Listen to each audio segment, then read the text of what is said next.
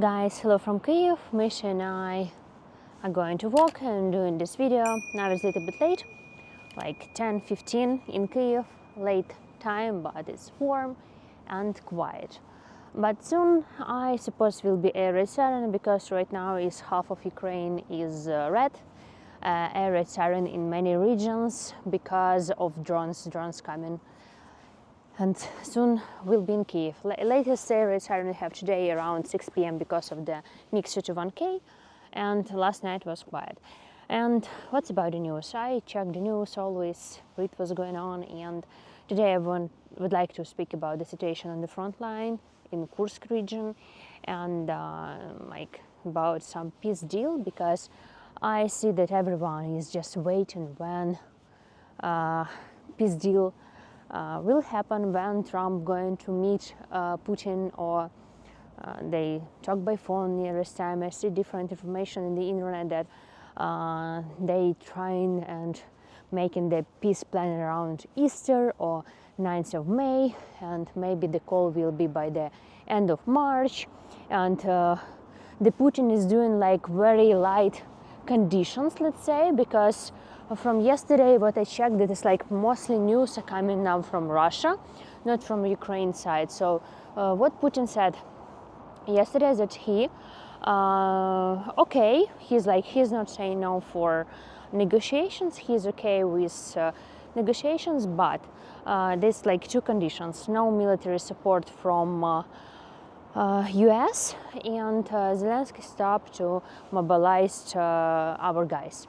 So, and I guess it's only the starting of his conditions, because in the future he will for sure speak in about neutral status of Ukraine and about 4 regions that are already in the Russian constitution, let's say Zaporizhia, Kherson, Donetsk and Lugansk.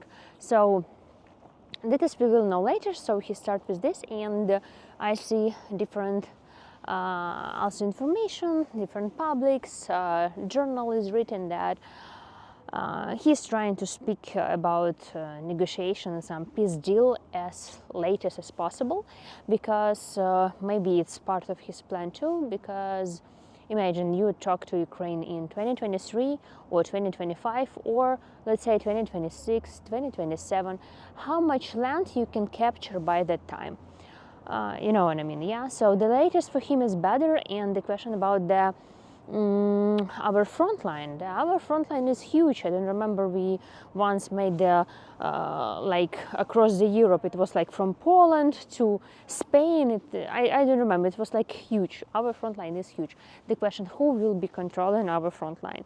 Like that there is no provocation. Nothing's going there. So. Like now I see that Zelensky is mentioned this is like some talks about the quiet in the sea, quiet in the air, and again how it's possible, because right now it's coming the drones. Now it's 10:15, and today at 8:30 p.m. Russia hit with ballistic missile Kryvyi Rih city and like residential area, and right now this is 4 injured with ballistic rockets. And 2 days ago I read that again ballistic rocket happened in Kryvyi Rih.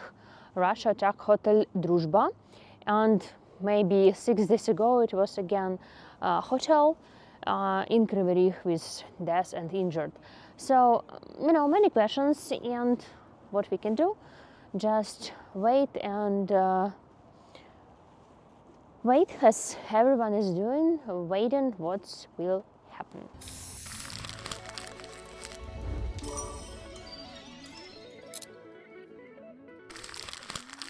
So about these two conditions that Putin mentioned yesterday, about it's like actually starting point.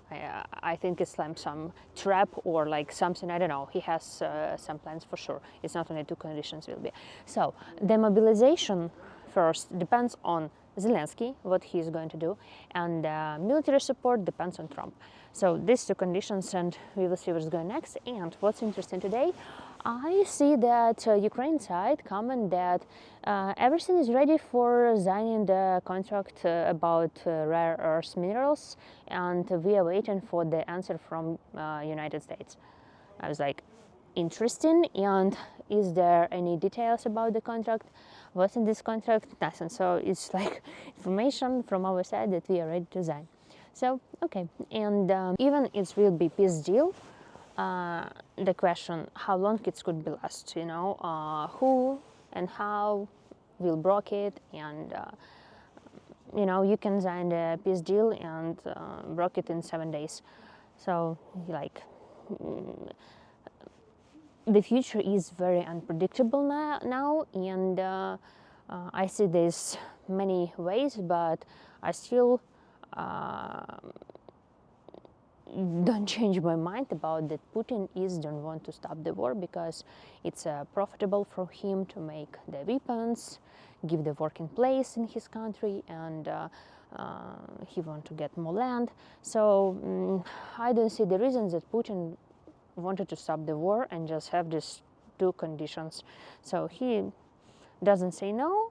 He say like, okay, this and this, and something else, something more, and while doing this and this and this and this, get more land. And we actually all saw him in the military forum coming to Kursk region, and about the Kursk we are going to talk now. So yeah, usually in evening or early morning I walk here, and I always see how people remember those who died for Ukraine. Always many flowers, fresh flowers, and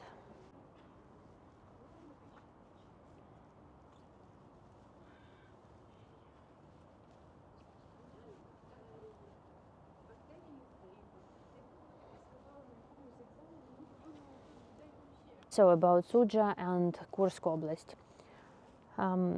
There is no official information from Ukrainian side. I don't see anything officially. Only what I saw that Russian killed our prisoners of war in Kursk regions. It was 2 days ago. And the map, deep state, that I usually follow, I see the changes there, but no official information from Ukrainian side. We all see probably Putin in the military forum coming to this region, but I think like we don't have only one Putin. I don't know how much Putin do we have, and I a couple of years ago did investigations about how he's changing within many years, and with his ears and some bones, that you cannot change. So maybe he's gone many years, I don't know. So anyway, I think it was not Putin, or Putin number 5 or 6, I don't know. And what's also about Kursk and Sudzha, I checked the NBC News, and I see the reel in Instagram that they were the first American media coming to Sudzha, and they interviewed the mayor. I was like, wow. And so I let the link in the description box. If you're interested, you can watch. And from this we can see that Russians are in the city with the photos and videos. And a couple of words about Kursk. There was many critics from the militaries and many other people, like why we are in Kursk, let's say, and other places in Ukrainian land captured by Russians. So we keep Kursk, let's say, region, and our other positions are very weak. So these discussions I read also in February, and in February actually it's all started that some troops were sent to Pokrovsk region, and that's why Pokrovsk is not captured now by Russians, because many good, let's say, brigades went to Pokrovsk and defend the city. And situation in Kursk probably become weaker, I don't know. And plus Trump stopped like a week ago the intelligence for Ukraine, and this actually made a critical role in this Kursk situation. And And right now we have what we have, and Zelensky published today that Kursk operation made this deal, let's say. Which deal?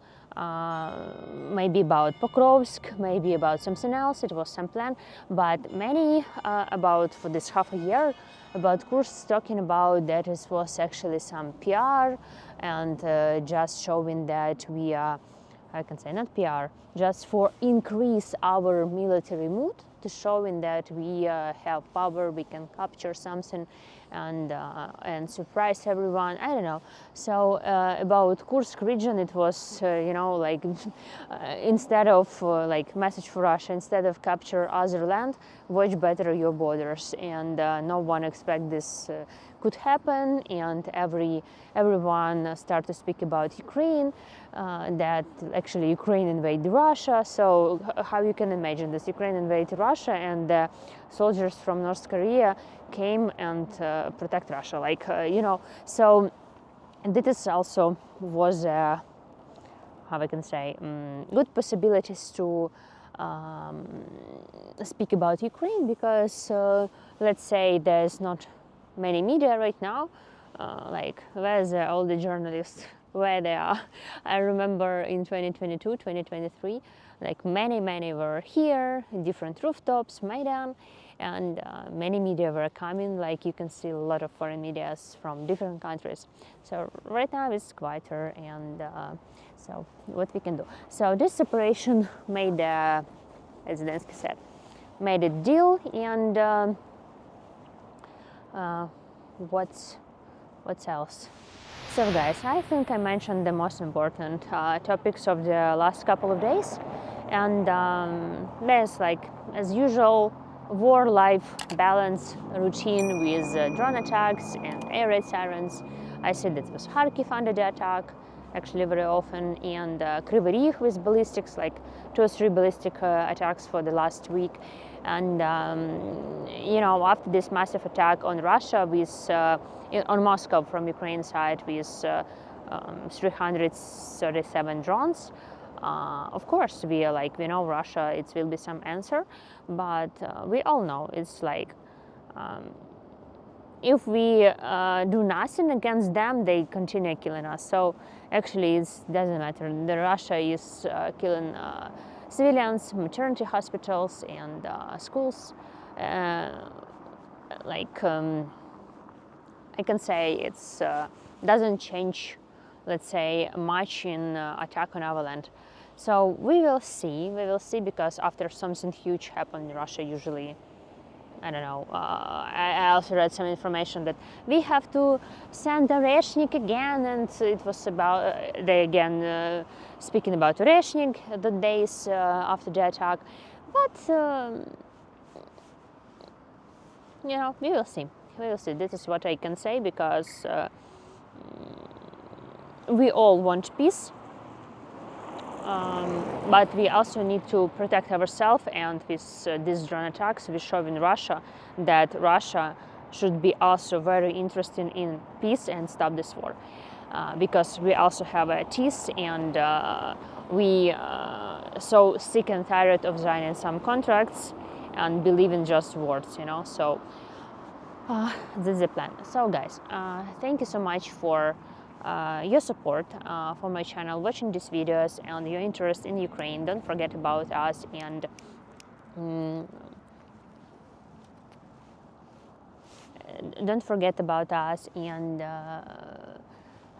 thank you for supporting. I read all your comments, emails. Thank you for matches, buying me coffees, and thank you for wishing me all the best, and my friend Misha.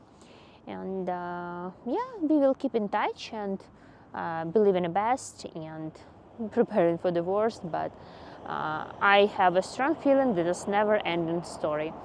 I don't know. So thank you. We're going to do in this video. And by the way, when I hear air raid siren and drones coming, the connection is very weak. Sometimes my videos just uploading for YouTube like 2 hours, 1.5 hours, so I don't know. So I just going home until it's quiet, and try to post this video at least around noon So see you very soon, and go to bed and reply to your comments tomorrow. So guys, thank you. Kyiv, capital of freedom, and Misha, I don't know, immigrant, not refugee, immigrant. So saying goodbye, Tanya saying goodbye, and this is Friday evening in center of Kyiv. Goodbye.